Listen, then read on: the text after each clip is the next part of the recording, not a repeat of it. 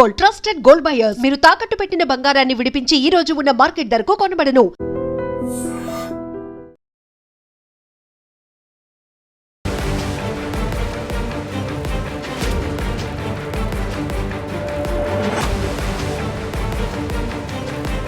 నమస్కారం, welcome to I dream. నేను మీ సంగీత. పిన్ని కూతురికి ప్రెగ్నెంట్ చేసిన అన్నయ్యకు జైలు శిక్షను విధిస్తూ కోర్టు రీసెంట్గా తీర్పు ఇవ్వడం జరిగింది.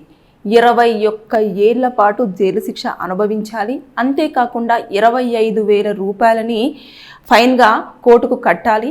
ఒకవేళ కట్టని పక్షంలో 1 ఏడాది పాటు సాధారణ జైలు శిక్ష ఉంటుంది. దాంతోపాటు 5,000 రూపాయలని కోర్టుకు ఫైన్గా చెల్లించాలి అని చెప్పడంతో పాటు ఎవరికైతే చెల్లి అవుతుందో ఆ అమ్మాయికి ప్రెగ్నెంట్ చేశాడు కాబట్టి నష్టపరిహారం కింద 10 లక్షల రూపాయలను ఆ అమ్మాయికి ఇవ్వాలి అని చెప్పేసి కూడా కోర్టు రీసెంట్గా తుది తీర్పును వెల్లడించడం జరిగింది. ఈ తీర్పు కూడా 4 సంవత్సరాల తర్వాత రావడం జరిగింది.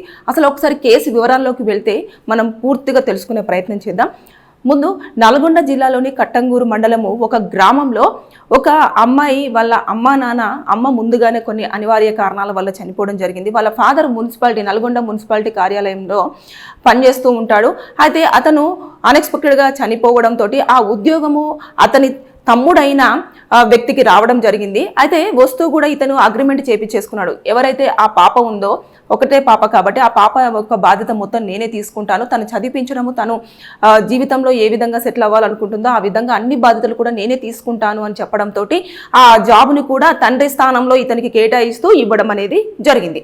అయితే జరిగిన నేపథ్యంలో ఆ అమ్మాయిని తీసుకెళ్లి ఒక 1 మంత్ పాటు వరకు మాత్రమే స్కూల్కు పంపించారు. దాని తర్వాత నెక్స్ట్ మొత్తం ఆ స్కూల్ మొత్తం మాన్పించేసి పనులకు పంపించేవారు. కూలి పనికి అలా పంపించేసి నువ్వు సంపాదించుకోనరా, నిన్నెవరు పోషిస్తారు ఏంటి అని చెప్పేసి అంటే అది తట్టుకోలేక తను వాళ్ళ పెద్దమ్మ వాళ్ళ ఇంటికి వెళ్ళడం జరిగింది. పెద్దమ్మ వాళ్ళ ఇంటికి వెళ్ళేసి అక్కడ ఇంకా ఉంటున్న సమయంలో వాళ్ళ పెద్దమ్మ కూడా ఏదైతే పారిశుద్ధ్య కార్మికురాలుగా ఉదయం పూటనే లేచి వెళ్ళి అది రోడ్లు క్లీన్ చేస్తూ ఉంటారు కదా, అలాంటి పనిలో పనిచేస్తూ ఉంటుంది. ఆవిడ 4 గంటలకే ఉదయం లేచి వెళ్ళిపోవడము, తర్వాత వీళ్ళ పిన్ని కూతురు కొడుకు ఎవరైతే ఉన్నారో అతను ఇంటికి రావడము, వచ్చేసి ఈమెను బెదిరించేసి ఆవిడని లొంగ తీసుకోవడం అనేది చేశాడు. నేను ఆల్రెడీ ఇలాంటివి చేశాను, ఎవరైతే నాకు ఎదురు తిరిగారో నన్ను రిజెక్ట్ చేశారో వాళ్ళని నేను అసలు ఇంకా భూమి మీదనే లేకుండా చేయడం జరిగింది అని చెప్పేసి ఆవిడని చాలా వరకు బెదిరించడం చేశాడు. ఆ అమ్మాయి మైనరు. ఆయన ఇంకా భయపడిపోయి అమ్మో నన్ను ఎక్కడ చంపేస్తాడో, ఇంకా వాళ్ళని ఎక్కడ చంపేస్తాడో అని భయపడి అలా ఒక 10 to 15 టైమ్స్ కూడా అతని అడిగిన ప్రతిసారి కూడా తనతో కలవడం అనేది జరిగింది. అయితే ఆవిడ బాడీలో మార్పులు ఇవన్నీ కూడా ఎవరైతే అత్తయ్య ఉంటుందో వాళ్ళ అత్తయ్య దగ్గరికి వెళ్ళేసి నాకు ఇలా అవుతుంది అని అంటే ఆవిడ ఏం చేసిందంటే ఇమీడియట్గా హాస్పిటల్కి తీసుకెళ్ళి ఎందుకు ఈమె బాడీలో ఇలా జరుగుతుంది అని చెప్పేసి మొత్తం చెక్ చేపిస్తే ఆ అమ్మాయి ప్రెగ్నెంట్ అని చెప్పేసి తెలిసిన తర్వాత వాళ్ళ అత్తయ్య అడిగింది అసలు ఏం జరిగింది, ఎక్కడికి వెళ్ళి వచ్చింది, ఎవరిని ఇష్టపడ్డావు, ఎవరితో వెళ్ళావు అని చెప్పేసి చాలా కోపంగా అడిగితే నేనేం తప్పు చేయలేదు, ఇలా అన్నయ్య వచ్చి నా మీద ఇలాంటి అఘాయిత్యానికి పాల్పడ్డాడు, నన్ను చంపేస్తానని బెదిరించాడు, ఇవన్నీ చేశాడు, నేను భయపడిపోయి నేను ఇలా చేయడం జరిగింది అని చెప్పేసానంటే ఇమీడియట్గా ఏదైతే నల్గొండ వంటం పోలీస్ స్టేషన్ ఉంటుందో అక్కడికి వెళ్ళేసి వాళ్ళు కేసు ఫైల్ చేశారు.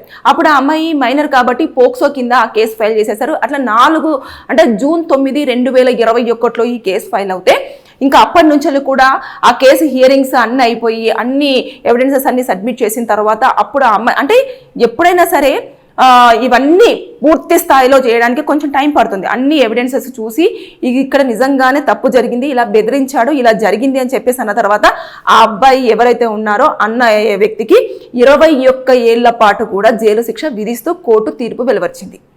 అంటే చాలామంది అనుకుంటారు కదా నేను చేస్తే తప్పు ఏం కాదు, బెయిల్ మీద బయటికి రావచ్చు, నన్ను ఎవరు ఏం చేయలేరు, ఈ కేసు ప్రూవ్ అవ్వడానికి చాలా టైం పడుతుంది, అప్పటి వరకు ఏదో ఇంకా చూసుకుందాంలే అని చెప్పేసి అన్నట్టు ఇంకా కొన్ని తప్పులు చేస్తూనే వస్తూ ఉంటారు.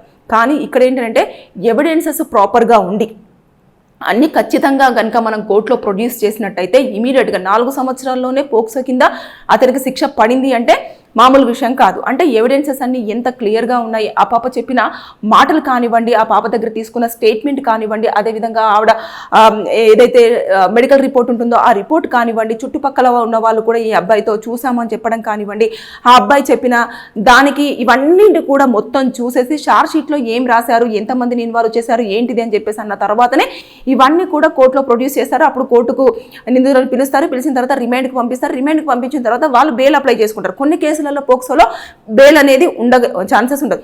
అండ్ ఇందులో ఈ కేసులలో పోక్సోలో ఖచ్చితంగా కూడా చాలా వరకు కూడా కాంప్రమైజింగ్ అనేది ససేమీరా అది మాత్రం ఉండదు. చాలామంది గమనించాల్సిన విషయం. ఇప్పుడు చాలామంది ఏం చేస్తారు అంటే మేము కూర్చొని సెటిల్మెంట్ చేసుకుంటాము, లేదంటే ఆ అమ్మాయినే పెళ్లి చేసుకుంటాము, ఆ అమ్మాయితో జీవితం గడుపుతాము, ఈ కేసులు వాపస్ తీసుకోండి అంటే పెట్టేంత వరకు మాత్రమే ఆ అమ్మాయి చేతిలో ఉంటుంది. మైనర్ ఎవరైతే ఉంటారో ఆ అమ్మాయి పాప చేతిలోనే. ఎప్పుడైతే కోర్టు వరకు కేసు వెళ్తుందో అప్పుడంతా కోర్టు చేతుల్లోనే ఉంటుంది. దాంట్లో చాలా క్లియర్గా మెన్షన్ చేసి ఉంటుంది.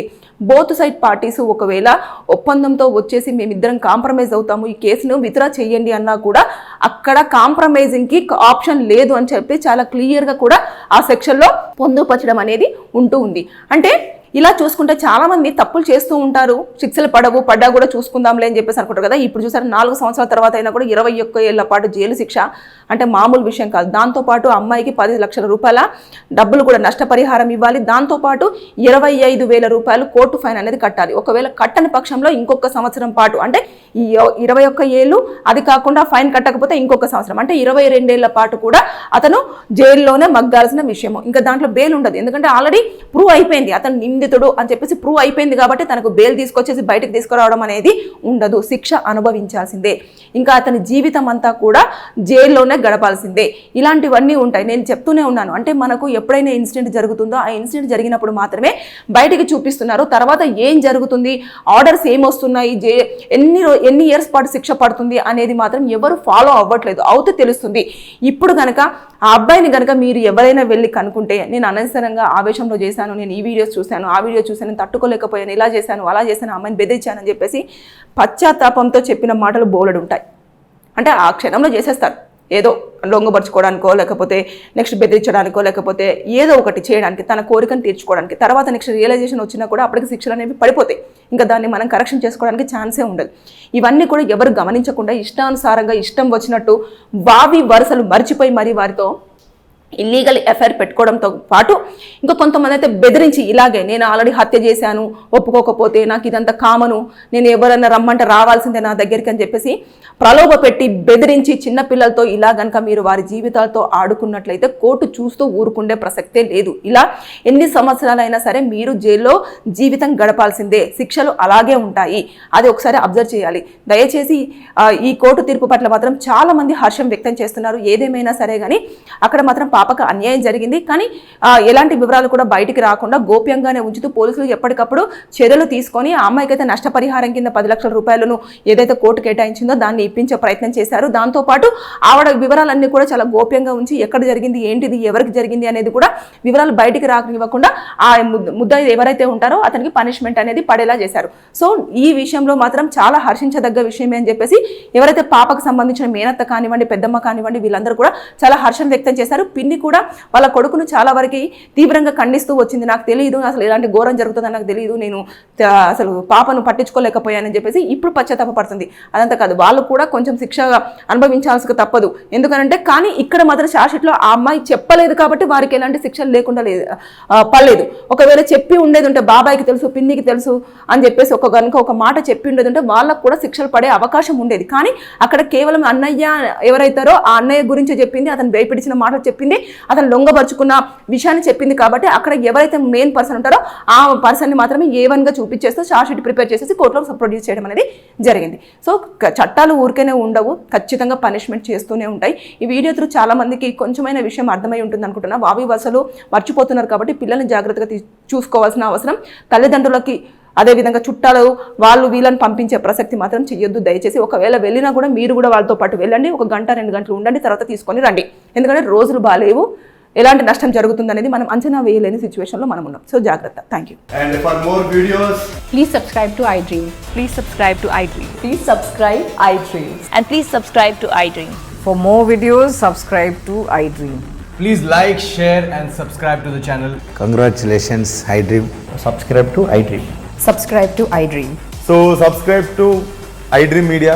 iDream ki iDream team andarki huge congratulations. Please subscribe iDream Media. Please subscribe to iDream. Subscribe iDream. Please subscribe to iDream. iDream అంటే నా కళల ఛానల్ను సబ్స్క్రైబ్ చేసుకున్న నోరు తిరుగుతలేదు, మీరైతే గంట గుర్తు కొట్టండి. For more such videos, please subscribe to iDream. Subscribe to iDream. Please subscribe to iDream. Please subscribe iDream Media. Please do subscribe to iDream. Please subscribe to iDream Media. For best entertainment and information please subscribe iDream. And don't forget to subscribe to iDream.